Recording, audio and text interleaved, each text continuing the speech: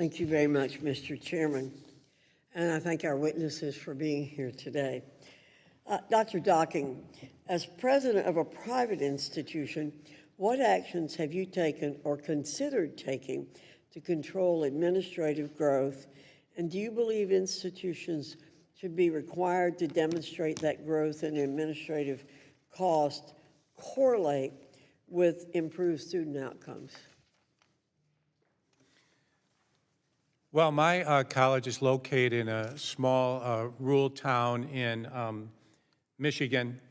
We have a relatively small endowment of about $85 million, and so there's not a lot of extra money to go around.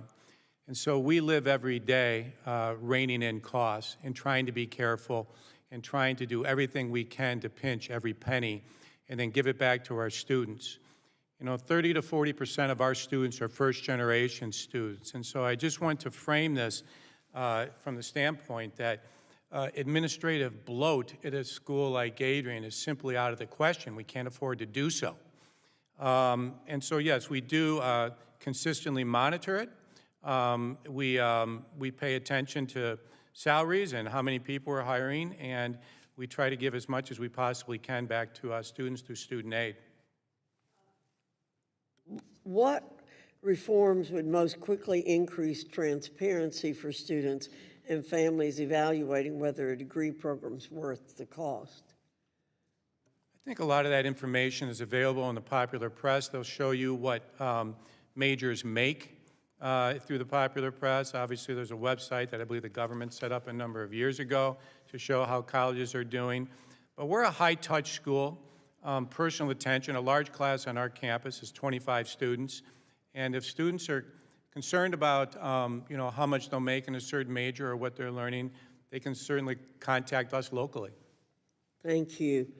Mr. Oyurinde, young Americans are increasingly skeptical of the value of college. In your testimony, you warn of a generation increasingly opting out of higher education, partly due to cost concerns and the fear of AI replacing jobs.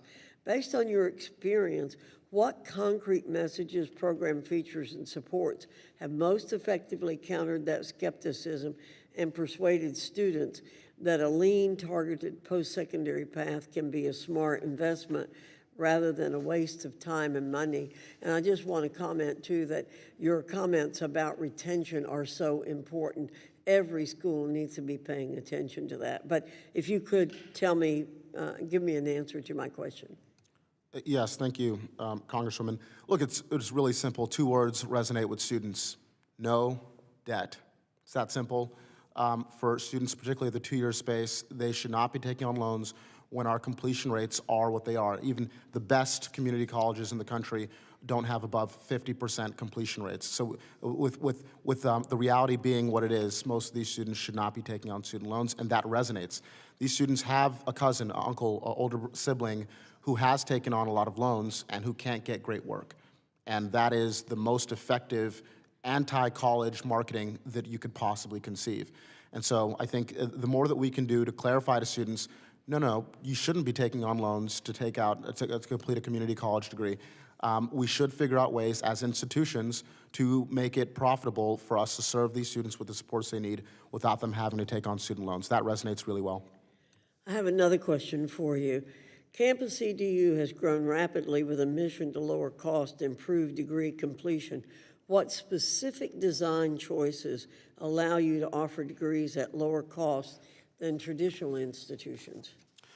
Yeah, so number one, it's about live online instruction. I think a lot of the research and the data that we still collect at the Department of Ed on online learning and the lower completion rates of online learning misinterprets that there actually is a distinction between synchronous and asynchronous online classes.